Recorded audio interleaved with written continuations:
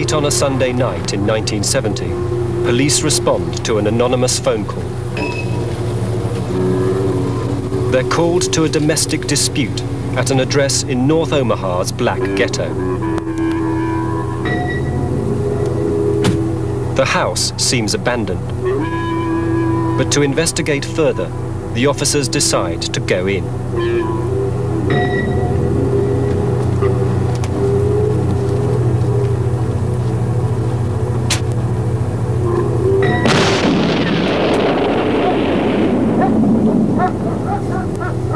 In the blast, one officer died and 4 were injured. A year later, 2 black radicals, David Rice and Edward Poindexter, were jailed for life for this bombing. Today they're still in jail and unlikely to be released. Both men believe they were framed. I was reminded constantly that we're going to get you, we're going to get you. Nigger, we're going to get you. We're not going to rest till we get you. So I said, well, good luck, you know. And they were right, of course. On a winter evening in 1968, Kenneth and Caroline Olsen prepare to play tennis. 2 men rob them and order them to lie face down.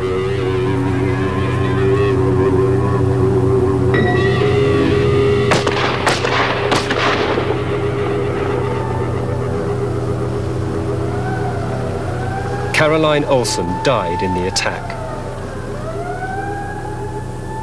Geronimo Pratt, a young Black Power activist, was jailed for life for this murder. For more than 20 years, Pratt has maintained he is innocent. I didn't kill Mrs. Olsen. I didn't murder anyone. I'd rather for people not to listen to me. I'd rather for people to go to the facts. You could listen to what a person say all day, but it's best to check the facts out. And the facts speaks for themselves.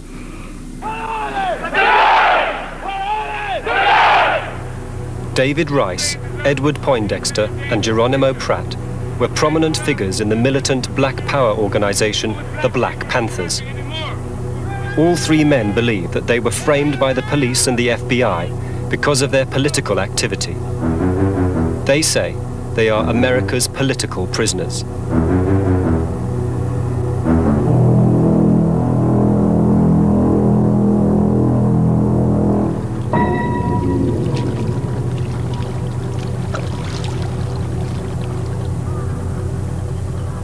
Geronimo Pratt was born in the Mississippi Delta town of Morgan City.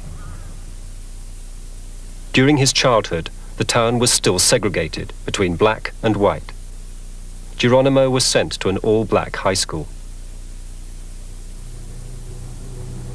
When he left school at 17, Pratt volunteered for service in Vietnam. He served 2 years in action and was twice wounded. He was decorated for bravery and promoted to sergeant. Like many other black soldiers in Vietnam, Geronimo Pratt followed the progress of the civil rights struggle back home. I was standing on the bunker, and the news came from someone's radio that Martin Luther King had been assassinated. And it was automatic reaction from everyone. It was just a silence, a big silence, and it was a very sad day. Even though Martin Luther King wasn't so much of our hero, he was our mothers and fathers' heroes. Because we were more, excited about the Malcolm X type, or the more, fiery and militant, because of our age and persuasions. But Martin had been killed, and something was about to happen. I mean, you just knew it. And that's something you knew you better have been on the right side of the fence, and you knew you had to be involved because no one could escape it,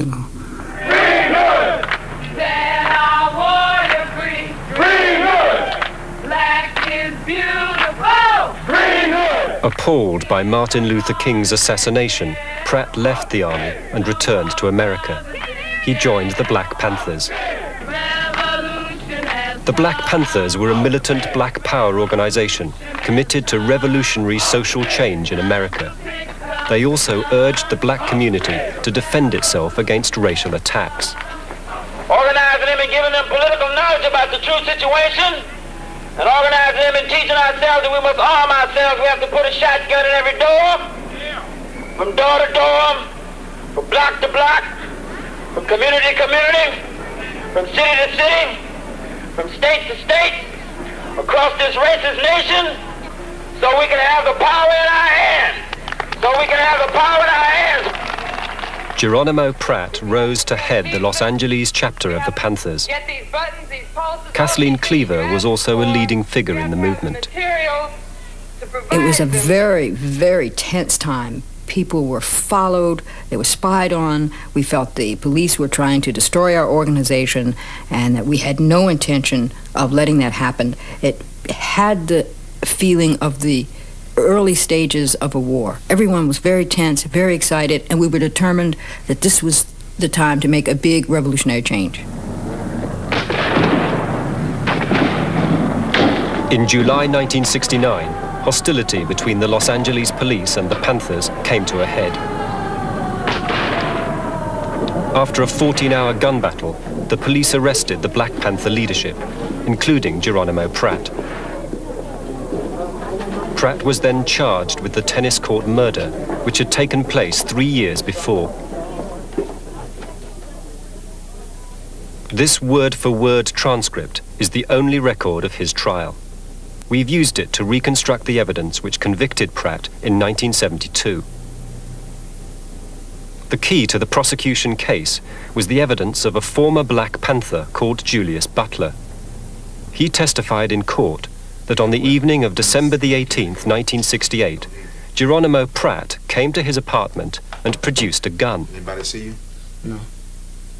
Then, according to Butler, Pratt confessed to him that he had just killed a woman on a tennis court. To back up Butler's testimony, there were two eyewitnesses. The first was a woman called Barbara Reed. Barbara Reed ran a shop near the scene of the murder. She testified that she remembered Geronimo Pratt coming into her shop with another man minutes before the shooting. The second eyewitness, Kenneth Olsen, was the husband of the murdered woman. He identified Geronimo Pratt as one of the men who shot his wife.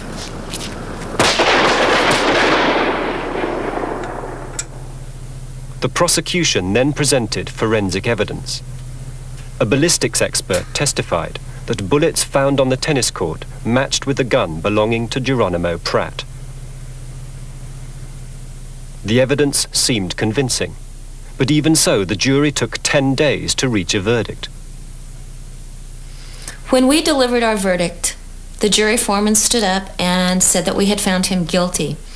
The defense attorneys requested an individual polling of the jury, and for each count, we had to indicate guilty. After we had done so, I believe it was 4 times. I don't remember exactly how many counts there were against him. As that day, by the way, he was in hand and leg chains with prison clothes on, as he had not been during the trial before. And as he walked by us, he called us racist pigs. Even Pratt's defense team admit the prosecution had a good case. There were 2 eyewitnesses that claimed that they could identify Pratt as the man who had committed the murder. Although they were shaken somewhat on cross-examination, still juries tend to regard eyewitness identification evidence as very solid. There was an alleged confession by Pratt to another member of the Black Panthers, who was actually a man who was the principal witness against him at the trial, claimed that Pratt had told him he had done it. And those are strong lines of evidence. And it's not hard to see why he was convicted at the first trial, given what the prosecution was able to produce and what the defense didn't know at the time. Geronimo Pratt has always said that on the night of the murder he was 500 miles away from Los Angeles, at the Black Panther headquarters in Oakland. At the trial, this alibi was not believed, but since then, new witnesses have been found. I remember that Geronimo was in Oakland with me during the week of the murder. And I remember it because of significant events that happened, but also because my job was to log people into Central Headquarters. I was in charge of security. I was the person that, when people came from out of town and when Geronimo came, he had to check in with me in order to find out what was on the agenda. According to Landon Williams, on the night of the murder, there were a series of meetings around Oakland. Pratt attended them all. One meeting was held at the house of a white supporter of the Black Panthers.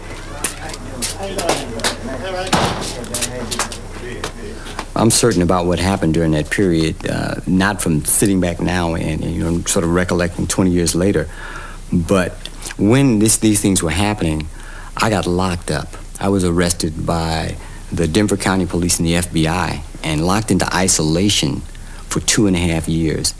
From June 1969 through through October 1971. And I had limited stimulus and contact with other people. So what I did was all these things, I continually replayed these in my mind. So now, although it's still 20 years later, there are impressions that were imprinted into my mind because it was all I had to deal with while I was in isolation. So I know emphatically that Geronimo wasn't in Los Angeles, but in fact was there with me in Oakland at that time. This confirmation of Pratt's alibi is just one part of a mass of new evidence found since the trial. Our investigation has now revealed serious flaws in every aspect of the prosecution case. Many members of the jury were apparently swayed to convict by the strength of the forensic evidence. But this is now highly suspect. At the trial, a ballistics expert called Dwayne Wolfer convinced the jury that shells found on the tennis court had been fired from Pratt's gun. But Wolfer's professional credibility is now in doubt. Well, Dwayne Wolfer's rather notorious.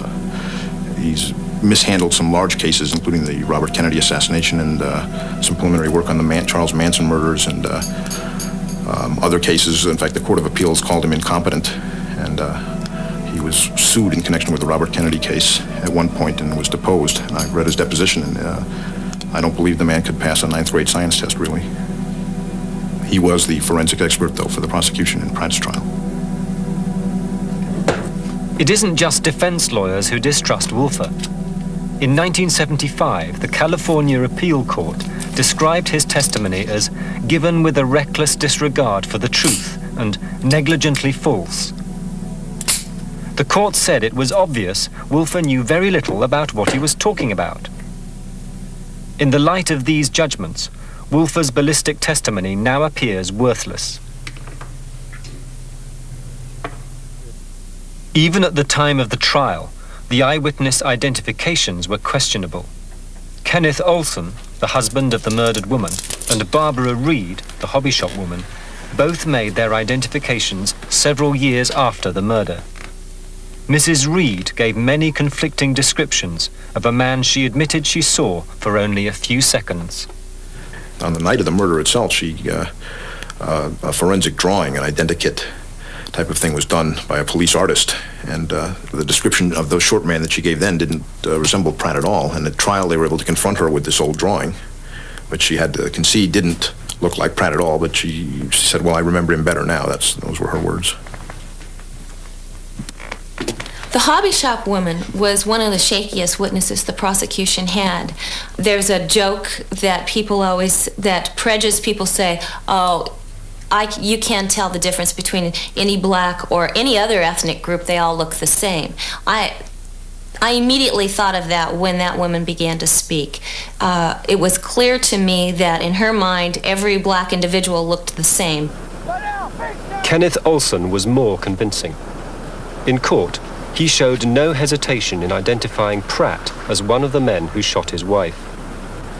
Mr. Olsen was obviously an individual that we all felt for. We had seen pictures of his wife murdered and her dead body. So when he got up on the stand, the feeling that we had was, this is a man that, you almost felt guilty not believing him. But His eyewitness was, I would say he's about 50-50 believable. There was one part of you that said, boy, if somebody was looking at me with a gun, I would remember what he looked like. And I remember the jury foreman saying, don't you think you'd remember the person that shot your wife? But it's recently emerged that a year before Pratt's trial, Kenneth Olsen identified someone else as his wife's killer, a man who looked nothing like Geronimo Pratt. And he got up and said, that's the man who did it, and pointed at Geronimo Pratt. That's devastating evidence. What the defense lawyers didn't know, what the jury never knew, is that a year before, in a police lineup room, he did the same thing. He said, that's the man who did it, and the voice convinces me. He was 100% sure, and he picked out someone totally different. He picked out a guy named Perkins, who the police never prosecuted. William Dunn is an appeal court judge who was outvoted in trying to grant Geronimo Pratt a new trial. The question is whether or not it would have made a difference to the jury that Olsen had identified some other person. I think it might well have made a difference for this reason. If 12 people are sitting in judgment and the crucial issue is, did the defendant commit the crime, and it appears that the victim of the crime on a previous occasion, when arguably his memory was better, was not sure, in that he either identified somebody else or said he couldn't positively identify the defendant. It seems to me that ought to be made to the jury, because it's an equivocal identification. When you just say at the time of trial, yes, the defendant did it, and it's not made known to the jury that on a previous occasion you were not so sure, then it seems to me it makes a difference in terms of how they judge the case and how they judge your credibility.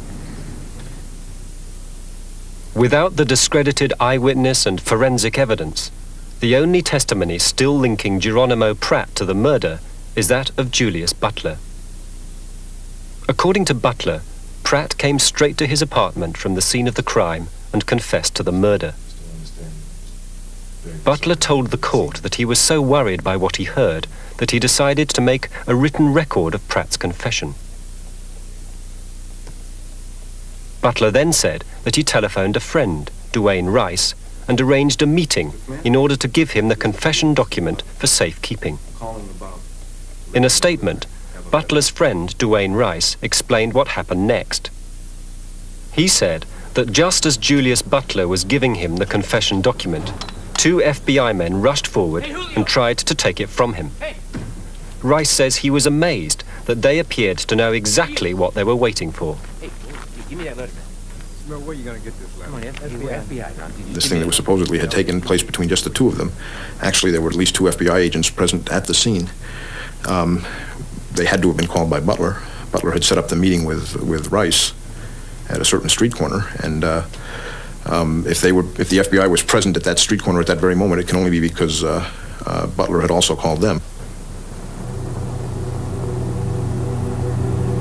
Was Butler in fact working for the FBI? At Pratt's trial, Butler was asked on oath whether he was an FBI informer. He repeatedly denied that he was. New evidence shows he was lying. During the period in question, Butler was meeting regularly with FBI agents as an informer. The FBI's own records, now released under the Freedom of Information Act, show Julius Butler was an FBI informant at the very time he first came forward with his story about Pratt's confession. For the information of San Francisco Division, captioned individual and admitted ex-member of the Black Panther Party, BPP, in Los Angeles, is furnishing information to the Los Angeles Division on a confidential basis. If in fact Julio Butler was an FBI informant, it seems to me that would have made a substantial difference to the trier of fact, the jury. Not from the standpoint that he was or wasn't an informant, but bearing upon his credibility. if he comes into court and testifies to one thing and it turns out that that testimony is untrue, then he has engaged in duplicity in the courtroom. And if he engages in duplicity with regard to that, then arguably he might not have been totally truthful with regard to the essential testimony, which was that Mr. Pratt had confessed to the crime. Had I known whether that Julius Butler was an FBI informant, I would have disregarded his testimony completely. I think it's unconscionable that we did not have the full evidence when we are asked to make a decision that has such an impact. And in effect, we were made to be puppets. They molded the case for us to hear what they wanted us to hear and not the whole story. And I feel duped. Not only was the jury not told that Julius Butler was an informer, they were not told about the existence of a secret FBI counterintelligence program, COINTELPRO.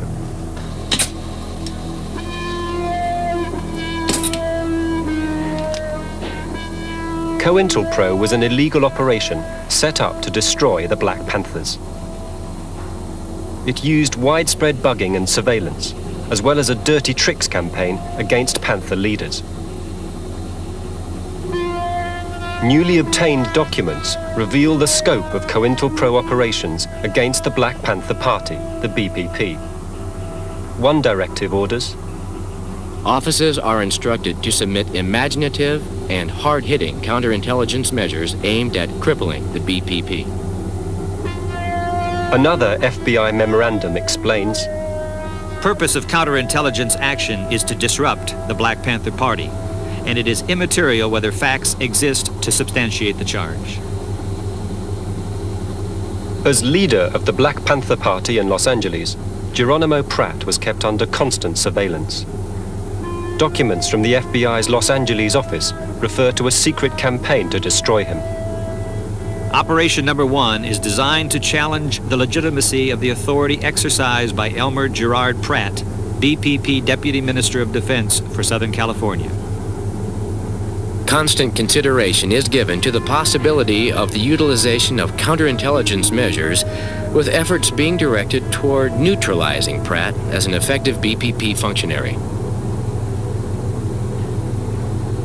A few weeks before his trial, the Los Angeles FBI reviewed the Pratt case. Wes Swearingen was an FBI agent at the time. It was my personal feeling that the supervisor was explaining to us that, aha, we finally got someone that we're going to hang. In Bureau terminology would be to neutralize. But my feeling was that Pratt is going to be framed for murder if they can get away with it. Geronimo Pratt has so far spent over 21 years in jail. Exceptionally, his first 8 years were spent in solitary confinement. When I'm in a stressful situation, I think of which a lot of people do, my earlier days when life wasn't so complex, and I pull out those things that made me feel so good,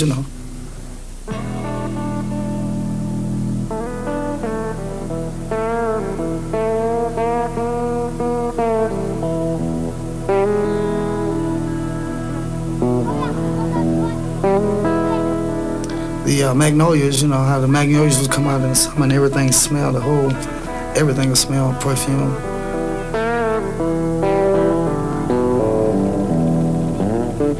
And then the shrimp boats, the rivers, and I just like country, man. I just like the space.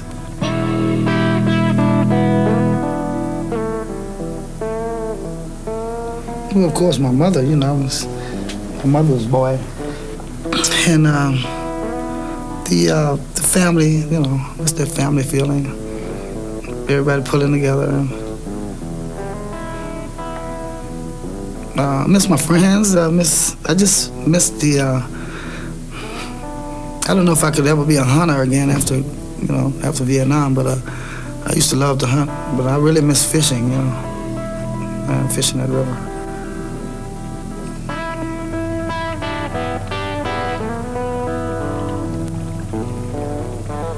In spite of the overwhelming weight of new evidence, Geronimo Pratt's lawyers are pessimistic about his chances of freedom.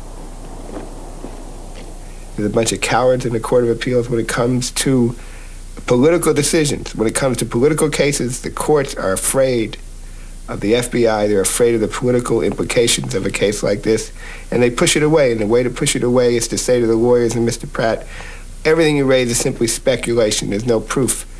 If these people had the guts to be honest, they say there's so much proof, we're ashamed this man ever spent a day in prison. You know, you asked the question, why would it concern me, a judge of the court, whether Mr. Pratt or any individual got a fair trial? After all, that's my lifeblood. That's what I am. I'm a judge, and it's my job to see to it that people are treated fairly, that people are treated dispassionately in the courtroom. The judiciary is one of the foundational bases of a free society. And if you don't have, first of all, an independent judiciary, if you don't have a judiciary that has backbone, a judiciary that will look to see whether or not a person has a fair trial and will stand up and stand hard and fast against the current to make certain that people have a fair trial, you're not going to have a free society. If we allow one person to be treated unfairly because he's guilty, that is to say, we conclude he's guilty before we really know, then that can happen to any of us. It can happen to you, it can happen to me, it can happen to anyone, and we don't want that.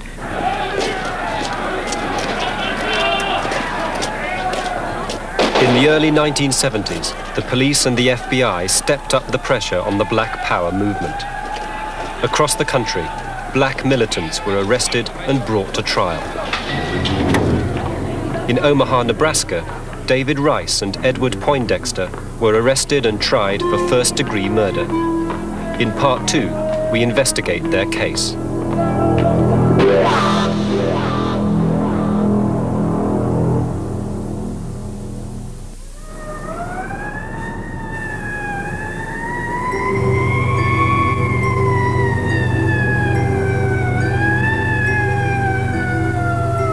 My partner and I had just finished a little, like a lunch break. We never really went out of service. We just ate while we were on duty. Got a big plate of barbecued ribs and sat in the projects and, you know, right in the area and ate them, and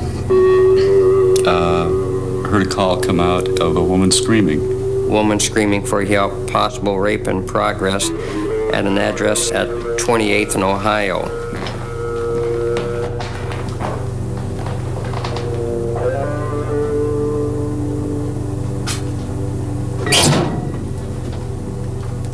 I didn't see anybody leaving the house, or I didn't see anybody in the alley. And I walked over to the window, and I was peeking in the window when I saw Officer Tess and Officer Menard walking from the kitchen to the front door area. We kind of worked our way through the rooms. I could tell where he was because of the flashlight. And Larry was about, I'm guessing, 10, 12 feet in front of me. And he had bent over the suitcase, and that's the last I remember of that.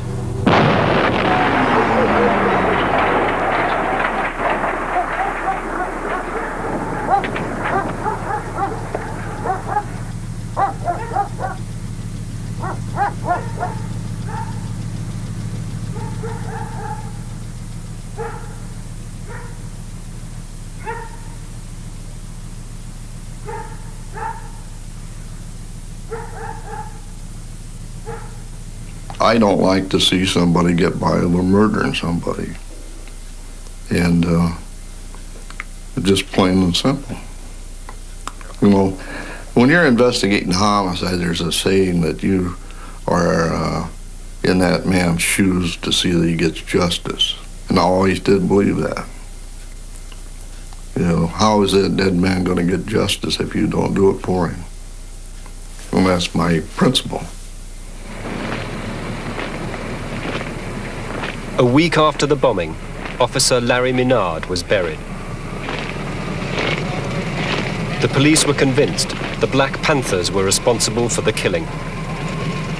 We were under constant surveillance, constant harassment. A great deal of energy and resources were spent on trying to provoke us into a confrontation. One, involving shooting, of course. We couldn't leave a building and enter the streets without being frisked, harassed.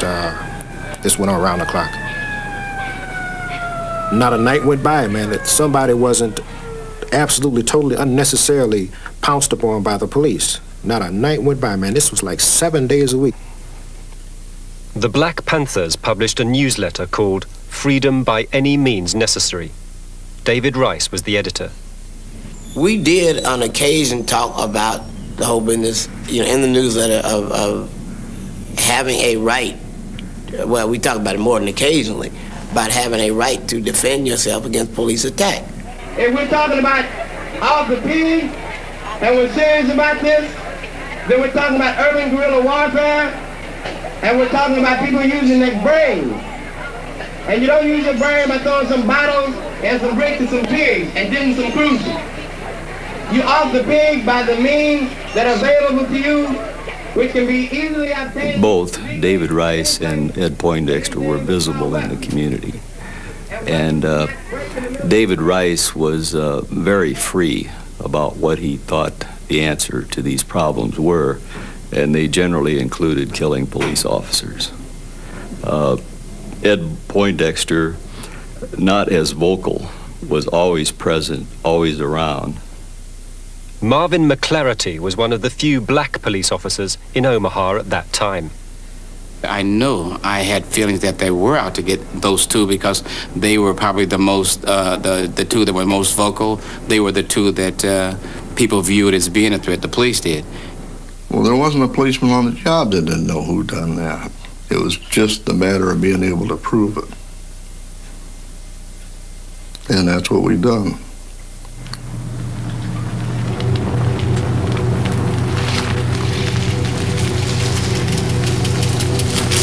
A week after the bombing, officers Jim Perry and Jack Swanson led a raid on David Rice's house in North Omaha. Rice was in Kansas City giving a speech at the time. He'd left his house unlocked. Both Jim Perry and Jack Swanson later testified they found a box of dynamite in the basement. Other officers aren't so sure. Marvin McClarity is convinced the dynamite was planted after the area had been cordoned off. I was on duty. We saw them bringing items out of that house. The thing that was so striking to me and to those two officers that I was with was the fact that the police had blocked off 29th to 30th on Parker Street, and they blocked that off to vehicular traffic and to pedestrian traffic. Then they said they found something in that house, and being a police officer, the first thing that strikes you is funny and saying, hey, something's wrong here, because of the way that that search was conducted. And that was when we drew our suspicions that it could have been something that was planted in that house, and to this day I still believe that was planted in that house. It's a lie. I was there, I found it. I didn't personally discover it, but I was there when it was discovered and went right to where it was. It was there. They found dynamite in my house. I had guns, in my house, but those guns were legal, registered in my name. I would have been very cautious about even somebody presenting the idea of having something in my house, that somebody can get some time for. Because I always suspected that there would be some kind of raid. Although the police had the dynamite they claimed to have found in David Rice's house, they lacked any firm evidence to link Rice to the bombing. The next stage in the investigation came when the police were tipped off that one of the bombers was a teenager called Dwayne Peak. Acting on information developed by the Federal Bureau of Investigation, agents of the FBI and investigators of the Omaha Police Division arrested Dwayne Peak, charging him with first-degree murder in the bombing death of patrolman Larry D. Menard According to Dwayne Peake's uncle, once he was in custody, he told the police he'd made the bomb with members of his family. At that particular time, David Rice and Ed Poindexter's name wasn't even mentioned. It was sometime later, I guess in the morning, when people came in and they wanted some good, I believe it's scapegoats, or however you want to put it. They wanted something sensationalized. They wanted to go after the people that were making headlines, I believe. According to his uncle, the police weren't interested in Dwayne Peake's story. They put pressure on him to implicate Rice and Poindexter in the bombing. There were statements made to Dwayne like, you would be the youngest individual that would die in the electric chair. There were statements like, your family probably would suffer. You killed a police officer, and, it was a frightful experience. So it was very traumatic. Once he was arrested, he was like a whipped puppy, and he, according to what they told me, he readily told them everything about what happened and how it happened. And he was just a young kid. He only, I think, 15, 16 years old.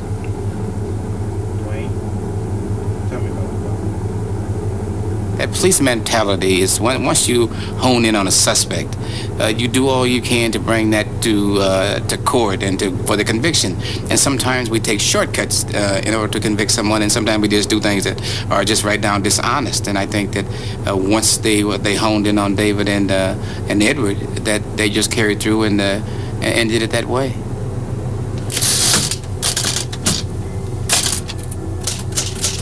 After changing his story several times, Dwayne finally told the police it was Rice and Poindexter who'd made the bomb. He claimed the bomb had been made in David Rice's kitchen after Poindexter had brought a box of dynamite up from the basement.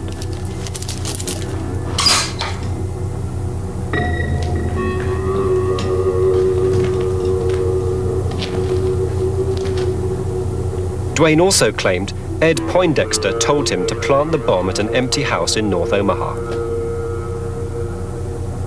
He went on to say Poindexter gave him instructions to call the police to the house by dialing the emergency number from a payphone.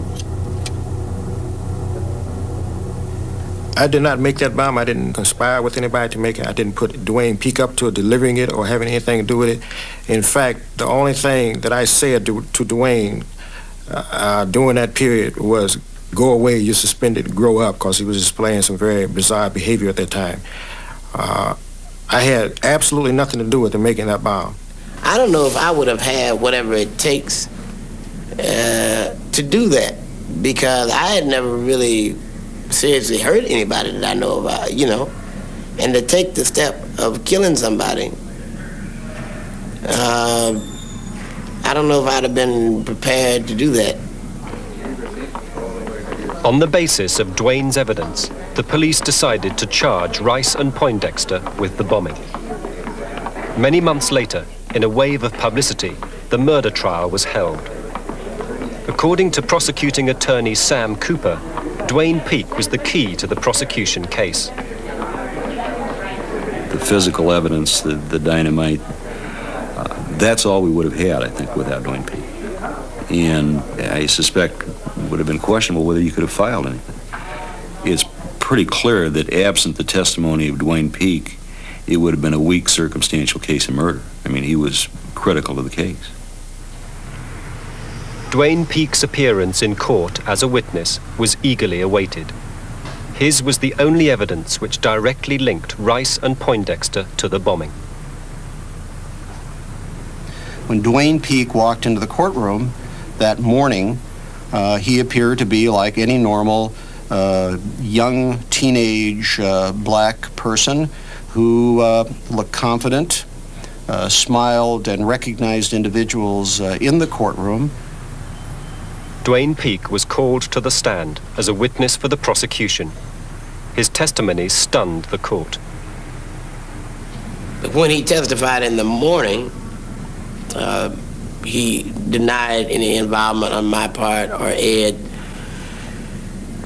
regarding the whole question of talking about a bombing or constructing a bomb or any of this. And I guess my reaction was, damn, this little dude is stronger than I could have guessed, because I know they've done some things to him or said some things to him that would scare the hell out of him. But somehow he's not going along with the program. With those shocking disclosures shocking to the prosecution, the proceedings ended. At the request of the prosecutor, who asked that the preliminary hearing be continued to the afternoon. Afternoon proceedings occurred. Dwayne Peak comes in wearing sunglasses, looking visibly shaken, changed. I asked Dwayne Peak to take off his sunglasses. His face around the eyes was swollen. It looked discolored to me. His eyes were red. It was clear he had been crying. And my impression at the time was that he had been struck physically, and that's what caused the discoloration and the marks around his eyes. When he took the glasses off, people in the courtroom let out an audible gasp. Dwayne Christopher Peak had been worked on, really worked on, between the morning session and the afternoon session. It was frightening to see what happened to that young man. If it were any other set of circumstances, were he accusing some white person of an offense and changed his story as many times and as many ways as he did, his testimony would have been considered so lacking in credibility that it would not have been used for any purpose whatsoever. But because there were certain words they wanted to come out of his mouth to implicate these black men, they could change it, orchestrate it, until they got those words from him. And once the words came from him that they wanted, his mouth became a prayer book. After Dwayne's changed testimony, the court session ended. That night, he wrote a letter home. They had me in court today. I guess you already know that by now. The Lord knows I tried, but something happened which forced me to realize that I had no alternative but to say what I said. Mama, I'm going through hell. I don't know what to do, or how to do it, or what to say or how to say it. I can't find the words to say to the people I'm sorry. Most likely they'll probably prefer that I just die. I don't think I'll mind that at all. With love always, Dwayne C. Peak. The trial continued with the introduction of forensic evidence. After their arrest, Rice and Poindexter's hands had been tested for traces of explosives. These tests were negative. However, the prosecution's forensic expert claimed that dust particles in their clothes had tested positive for the presence of dynamite. But on cross-examination, he admitted that the tests carried out might not have been exclusively for dynamite. In fact, they could have registered positive from a range of other substances. To lend weight to his case, the prosecutor claimed that Ed Poindexter was an explosives expert who'd served in Vietnam. This was untrue. I was a medical aid man most of that time, and then I was a mechanic. You know, no experience with explosives. You know, that was just, again, you know, the press is in the FBI and the police department working in concert. That was their way of making me look as bad as possible. You know, this guy must have done such a thing. Cause look at him. You know, he looks like one of these big, burly black. He got a beard, wears shades. You know, he's a Vietnam veteran. He must have done it. Look at him. You know, and he talks mean. You know, those are the images they put in people's minds, and it worked. After all the evidence had been heard, Ed Poindexter and David Rice were found guilty. Well, of course, police officers in that situation are always going to think about the death penalty. At that time, that was not possible in Nebraska. The maximum sentence available was life, is what Rice and Poindexter both received. I was expecting it, but then, you know, there's no way you can prepare yourself emotionally for something like that, you know. I was numb for about an hour, and then after that, anger set in and resentment. David Rice and Edward Poindexter are still in jail. In Nebraska, there is no parole in life sentences. Dwayne Peak, who testified against them, spent 4 years in youth custody and was released in 1974.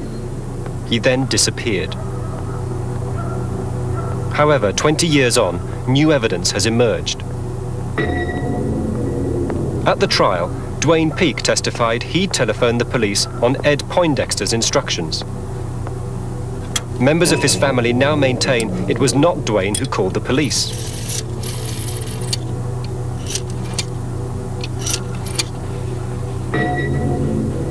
All emergency calls are recorded as a matter of course. But in the early 1970s, the Omaha police claimed the only tape recording of Dwayne Peak's call had been destroyed. But in fact, the operator on duty on the night of the bombing made his own copy of the call. When he died recently, this tape turned up in Omaha.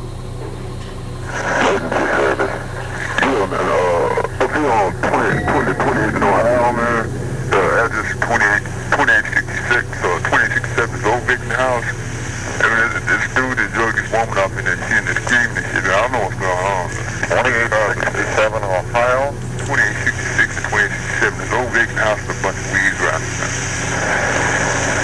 Victor House. She's in there screaming and shit. What's your address, sir? My address is 2865. 65 Ohio. All right, we'll have an officer checking out, sir. Okay. All right, sir. This tape was played to people who remembered Dwayne's voice. Now, I had listened to Dwayne Christopher Peak testify for almost 3 days before the jury. I had taken 2 sets of depositions. I had sat with this young man for hours listening to him describe his actions, his contentions, his recollections, and heard his voice and was saturated with his voice. It is my opinion now that the voice on that tape was not Dwayne Christopher Peak. When I heard this tape and realized that the deep voice of a much older man that I heard on this tape was the one they were saying was the voice of Dwayne Peak, this 15-year-old kid whose voice I knew, I couldn't believe it. Anybody who heard that tape would have to know that the whole story about Dwayne Peak having made a phone call to lure the police to that house would have known it was a lie. And for officials of the law enforcement branch to do something like that is reprehensible and inexcusable. And the fact that they did that made it clear to all of us that they knew David and Ed were innocent.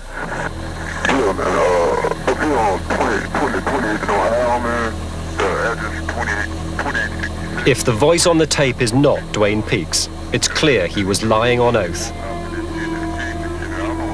These newly obtained documents show the FBI was well aware of this perjury.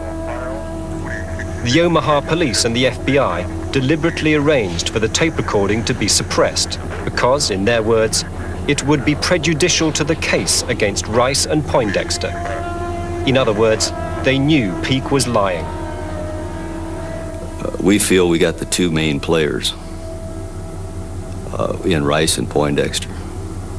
And I think we did the right thing at the time because the Black Panther Party or whatever, by whatever name it was going by at the time of the murder, completely disappeared from the city of Omaha. Everybody disassociated itself from the Black Panther Party or their new names. And it's sort of been the end of that sort of thing in the city of Omaha, and that's 21 years ago. After the imprisonment of so many of its leaders, the Black Panthers were effectively crushed as a political force in America. COINTELPRO, the FBI's counterintelligence program which helped destroy the Panthers, came to an end with the resignation of President Nixon. But almost 20 years on, its victims remain in jail. I think that Nixon, Hoover, and that whole gang were adjudged to be criminals, and it was very clear that they participated in quite a bit of criminal activity. They were, in fact, criminals. But what people failed to do was to follow through on not just saying, okay, he's a criminal, he did wrong, and leave it at that. You have to go and look at the crimes that they committed and then clean it up, so to speak, resolve the problems that they had begun. And that has not been done, and not only in my case, but in quite a few cases. Now, I'm just a regular guy like everybody, you know, like most of the guys are. And anybody with normal human emotions and feelings who would go through that type of thing would be bitter. In fact, if they weren't bitter, something would be wrong with them, you know. Something would be wrong upstairs if they weren't bitter, disappointed, angry. And I was at the time, especially in my first 2 or 3 years in prison, very much. But, you know, eventually you have to settle down and, you know, and realize that, hey, I'm here, I'm going to be here, why not just try to make something good out of this time and learn and grow from the experience and come out a better person. So I don't regret anything I've done. And yeah, I paid a high price, but in a way you make your bed and you have to lie in it. If you talk bad about people who have things to hide, you know they're going to try to get you, and you have to be prepared for that. I mean, I talk about it now like it's, you know, like I speak of it, maybe I'm sounding like it's no big thing. It obviously is a big thing. But, you know, but what can you do? You make certain choices, man, and depending on the kind of society that you live in, you know, they make you pay a price. So when I first came down here, I just kind of saw myself as a casualty of my own failure to understand properly the seriousness of stuff. But after a time, yeah, you know, I've said to myself a bunch of times, man, folks, you know, step forward, let me go, damn it. Despite the obvious injustice of their imprisonment, David Rice, Edward Poindexter, and Geronimo Pratt have little chance of being released. Without a change of political will, they seem destined to remain in jail, living witnesses to the fallibility of America's system of justice.